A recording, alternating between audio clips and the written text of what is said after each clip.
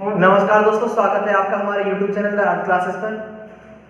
आज हम आपको एक नया टॉपिक लेकर आते हैं। आपको कंपटीशन में आता है जो मीनार वाले, ऊंचाई और दूरी से संबंधित। ठीक है, तो बहुत सारे क्वेश्चन कंपटीशन में भी आते हैं। 10th क्लास वाले बच्चे स्पेशल तौर से ध्यान दें, क्योंकि ये उनका एक बहुत पूरा एक चैप्टर है। ठीक है, तो आज लेकर चलते हैं ऊंचाई और दूरी से संबंधित त्रिकोणमिति।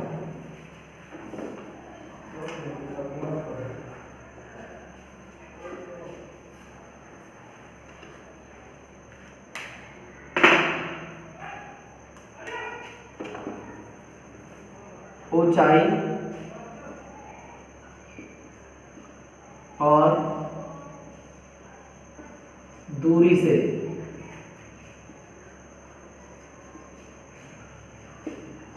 संबंधित त्रिकोणमिति। ऊंचाई और दूरी से संबंधित त्रिकोण।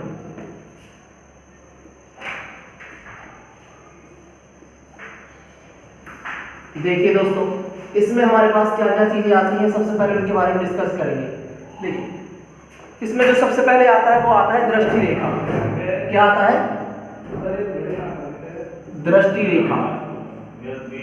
इसको एक नाम से जानते हैं, दृष्टिपरास। ये दृष्टि रेखा और दृष्टिपरास क्या है? नाम से पता लग रहा है। दृष्टि, दृष्टि का मतलब देखना। जब हमारी आंख किसी वस्तु को देखती है, यानी जब हमारी आंखों से हम अगर किसी वस्तु को देखते हैं, तो हमारी आंख और वस्तु के बीच की दूरी को ही क्या कहते हैं? हम दृष्टि रेखा या दृष्टि परास कहते हैं। देखिए, जैसे ये हमारी आंख है और ये किसी वस्तु को देख रही है, यहां पर P कोई वस्तु है, तो इन दोनों के बीच की दूरी को कहते हैं दृष्टि रेखा। दृष्टि रेखा। अब ये वस्तु आंख से ऊपर भी हो सकती है, आंख से नीचे भी हो सकती है। ठीक है, तो ये तो हो गया दृष्टि रेखा। अब ये जो दृष्टि रेखा है, अगर इसकी वास्तविक स्थिति को देखा जाए तो ये इस तरीके से होना चाहिए, क्षैतिज। क्या होना चाहिए? ये क्षैतिज होना चाहिए। इसको कहां देखना चाहिए? सामने। जब जैसे मैं यहां पर खड़ा हूं और मैं बिल्कुल सामने देखूं तो मेरा क्षैतिज ये होगा, लेकिन मैं यहां ना देखकर कहां देख रहा हूं? ऊपर कोई भी चीज जा रही है उसे देख रहा हूं, तो उस वस्तु और मेरी आंख के बीच में जो रेखा है, उस रेखा को ही मैं क्या कहूंगा? दृष्टि रेखा या दृष्टि परास कहूंगा। और आंख की जो वास्तविक स्थिति होती है कि उसको सामने देखना चाहिए, इसे आप कहोगे क्षैतिज। क्या कहोगे? क्षैतिज। ठीक है, तो अगला जो हमारा आता है इसमें, वो आता है उन्नयन कोण। उन्नयन कोण या उन्नति कोण या उनताश कोण। उन्नयन कोण या उनताश कोण या उन्नति कोण, ये क्या है? सुनिए, ये जब हमारी आंख किसी वस्तु को क्षैतिज से ऊपर की तरफ देखे, जैसे मैंने अभी आपसे कहा कि मैं यहां पर खड़ा हूं तो मेरी आंख की वास्तविक स्थिति मेरी आंखों पे क्या होनी चाहिए? सामने होनी चाहिए, लेकिन मैं सामने ना देखकर कहां देख रहा हूं? ऊपर। तो मेरी आंखों ने यहां इस स्थिति से ऊपर की तरफ जितना भी एंगल बनाया है, कोण बनाया है, उस कोण को ही हम क्या कहेंगे? उन्नयन कोण कहेंगे। देखिए किस तरीके से, जैसे यहां पर हमारी आंख है, इसकी वास्तविक स्थिति ये होनी चाहिए क्षैतिज, लेकिन ये सामने ना देखकर कहां देख रहा है? ऊपर देख रहा है। कोई वस्तु है P, इस वस्तु को देख रहा है, तो इस आंख ने क्षैतिज के साथ, यानी इस दृष्टि रेखा ने, ये दृष्टि रेखा हो गई, इस दृष्टि रेखा ने क्षैतिज के साथ ऊपर की तरफ जो भी कोण बनाया है, थीटा मान लिया हो, उस कोण को हम क्या कहेंगे? उन्नयन कोण कहेंगे। क्या कहेंगे? उन्नयन कोण। ठीक है, तो जब हमारी आंख किसी वस्तु को क्षैतिज से कहां देखती है? ऊपर की ओर देखती है। ठीक है, तो दृष्टि रेखा द्वारा क्षैतिज के साथ जो कोण बनाया जाता है, उस कोण को हम क्या कहेंगे? उन्नयन कोण कहेंगे। ठीक है, अब एक और कोण आता है अवनमन कोण, या उसे कहते हैं अवनति कोण। देखिए वो क्या है? अवनमन या अवनति। अवनति का मतलब होता है गिरना। अवनति का मतलब क्या होता है? गिरना। और गिरने का मतलब हो गया कि इसका मतलब ये हो गया, हम ऊपर ना देखकर कहां देखेंगे? नीचे की तरफ देखेंगे। यानी हमारी वास्तविक स्थिति से जब किसी वस्तु को नीचे की तरफ देखा जाएगा, तो क्षैतिज के साथ जो दृष्टि रेखा नीचे की तरफ कोण बनाएगी, उस कोण को हम क्या कहेंगे? अवनमन कोण कहेंगे। देखिए किस तरीके से,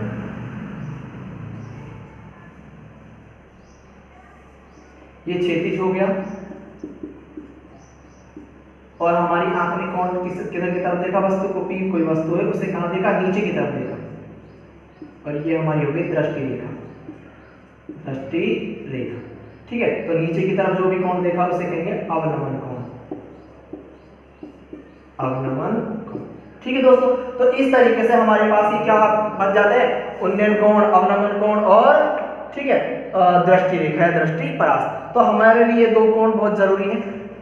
कंडीशन डिपेंड करेगी ऊपर से नीचे देखा जा रहा है, नीचे से ऊपर। अगर ऊपर से नीचे देखें तो कोण अवनमन होगा, और नीचे से ऊपर देखें तो क्या होगा, उन्नयन कोण होगा, या उन्तास कोण कहते हैं इसको। ठीक है, तो ये आप इनका स्क्रीनशॉट लेकर ये चित्र बना सकते हो। तो ये चित्र से ही परिभाषा समझ में आ जाएगी आप लोगों को। ठीक है, आपसे कोई परिभाषा नहीं पूछेगा, बस आपसे ये पूछा जा सकता है कि ऊपर की तरफ बनने वाला कोण उन्नयन कोण, छेदी से नीचे की तरफ बनने वाला कोण अवनमन कोण, इस तरीके से। ठीक है, तो आगे बढ़ते हैं। दो ही कोण आएंगे हमारे यहाँ पर, उन्नयन और अवनमन कोण। देखिए आगे क्या है,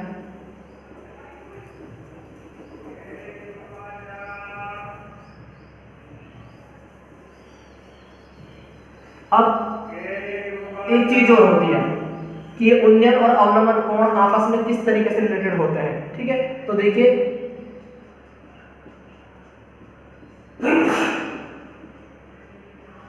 उन्नयन कोण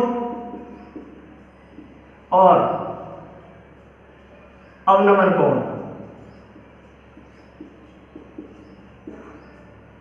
एक दूसरे के सापेक्ष, एक दूसरे के सापेक्ष बराबर होते हैं, बराबर होते हैं। उन्नयन कोण और अवनमन कोण एक दूसरे के सापेक्ष कैसे होते हैं, बराबर होते हैं। वो देखिए कैसे, कि भाई अगर उन्नयन कोण आ गया तो कैसा मान आएगा, अवनमन कोण आएगा तो कैसा मान आएगा। ध्यान रखना, चाहे उन्नयन पूछे चाहे अवनमन दे, बस स्थिति चेंज होती है, कोण का मान वही होता है। देखिए इस तरीके से, जैसे ये A है, ठीक है, ये किसको दिख रहा है, B को। A को कहां देखना चाहिए, सामने, तो A का ये तो हो गया क्षैतिज। A किसी व्यक्ति B को देख रहा है, जैसे मैं यहां पर खड़ा हूं नीचे और छत पर कोई खड़ा है, तो मैं उसे नीचे से कहां देख रहा हूं, ऊपर की तरफ, छत पर देख रहा हूं। ठीक है, नीचे से ऊपर, तो मुझे देखना कहां चाहिए, सामने, लेकिन मैं सामने ना देखकर छत पर कोई खड़ा है तो उसे देख रहा हूं। तो यहां पर तो मेरा कोण कौन सा हो गया, उन्नयन कोण।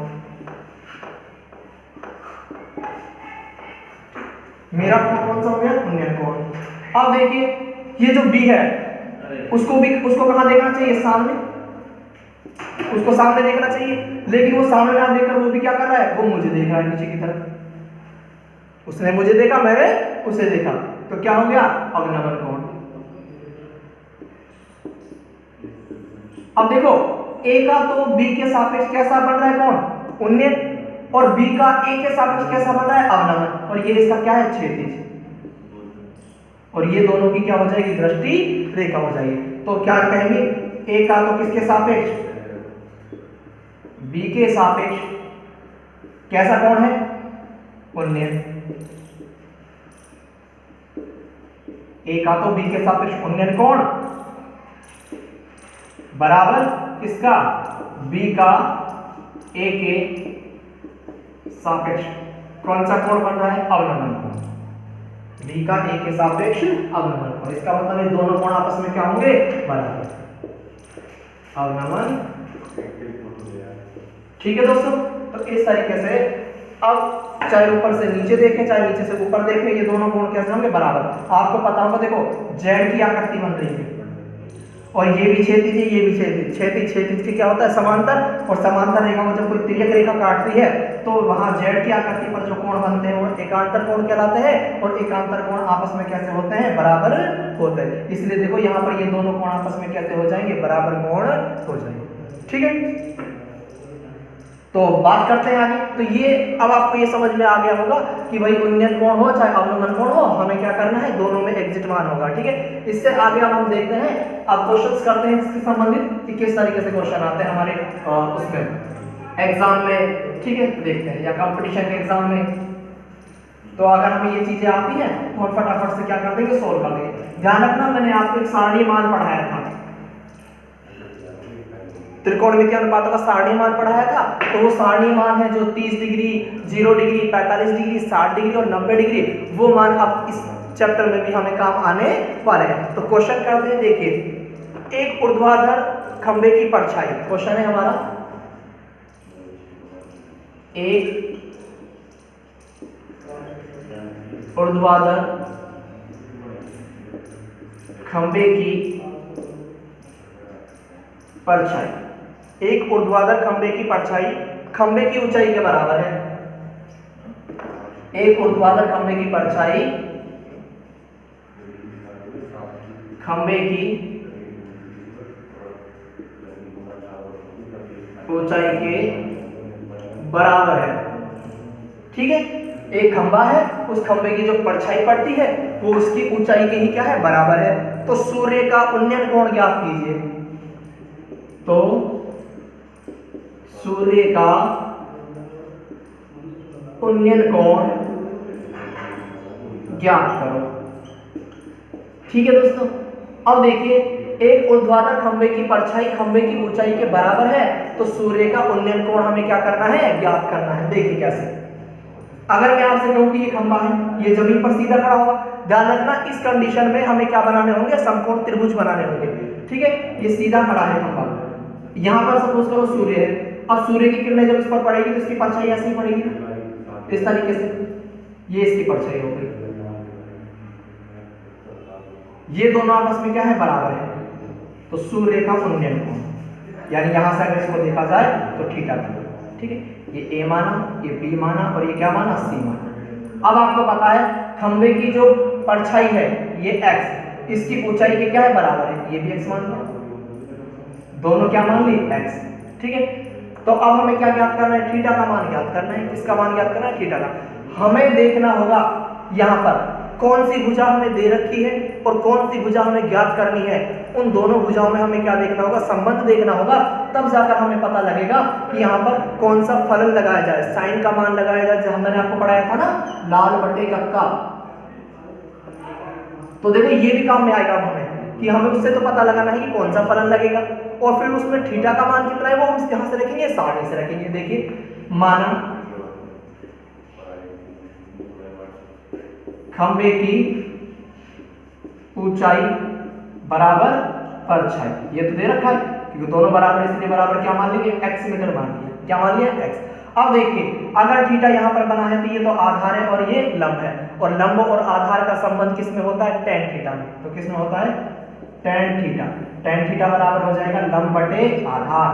क्या हो जाएगा, लंब बटे आधार। तो tan theta is equal to कितना हो जाएगा, लंब कितने का, x का, आधार में कितने का, x का, x से x कटेगा कितना आ जाएगा, 1। तो tan थीटा का मान आ गया 1। ये तो tan थीटा का मान आया है। अब आप देखिए, अब सारणी किसकी है, tan की बन गई ना।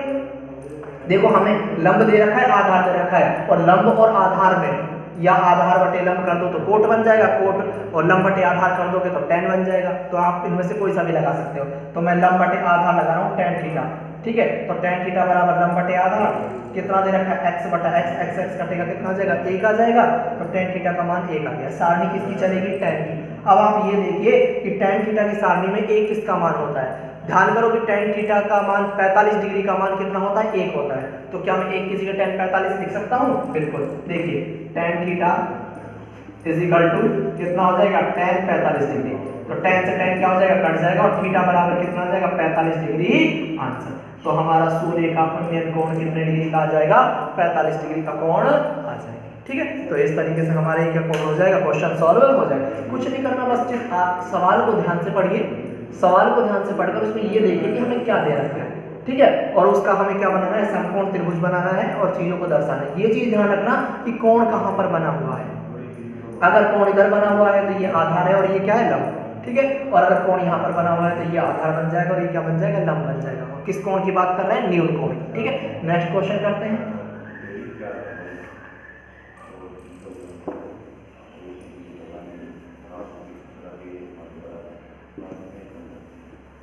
एक क्वेश्चन देखते हैं, दूसरा।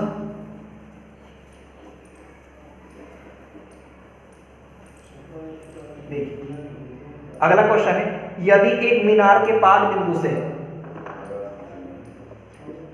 यदि एक मीनार के पाद बिंदु से 10 मीटर, यदि एक मीनार के पाद बिंदु से 10 नहीं 100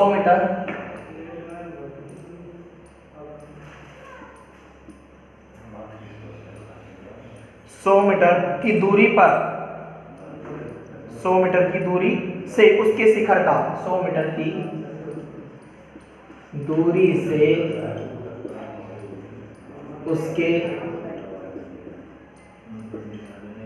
उसके शिखर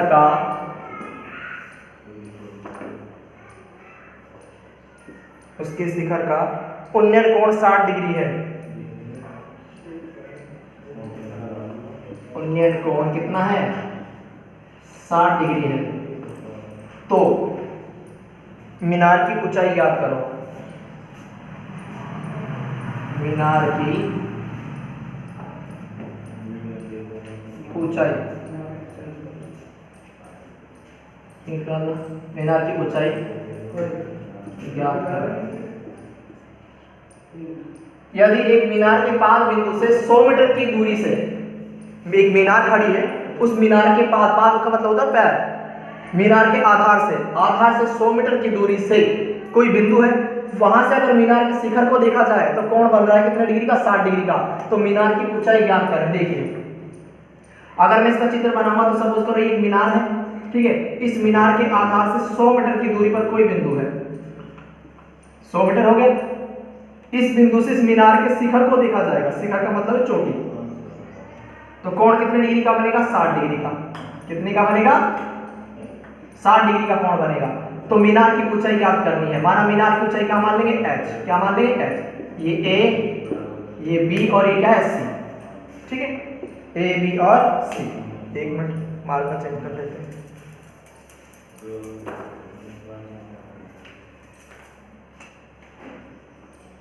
ठीक है, अब देखिए हमें क्या याद करना है? मीनार की ऊंचाई। तो माना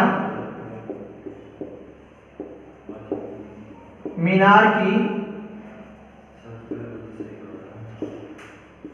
ऊंचाई बराबर कितनी है?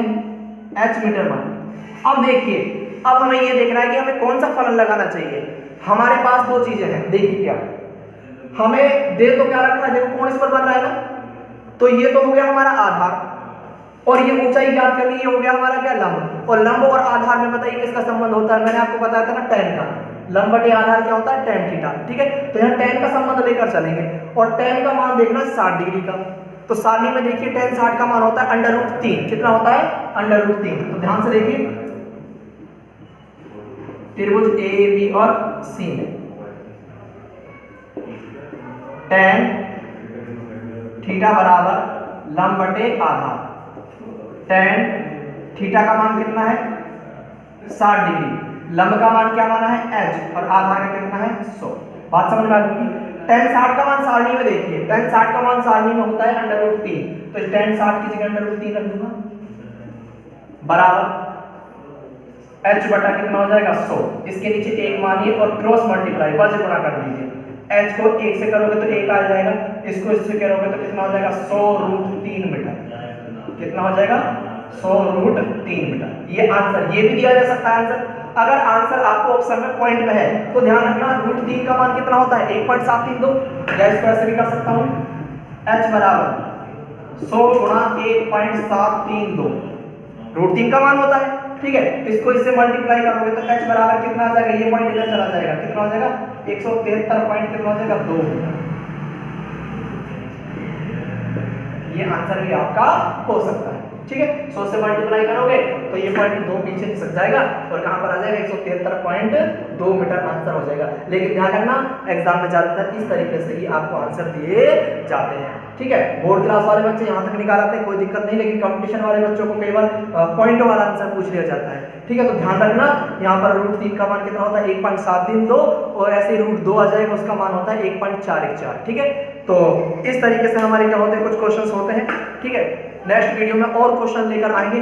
ठीक है, आज के लिए इतना ही काफी है। सबसे पहले आप ये टॉपिक समझे और उसके बाद करें। धन्यवाद दोस्तों, फिर मिलते हैं नेक्स्ट वीडियो में।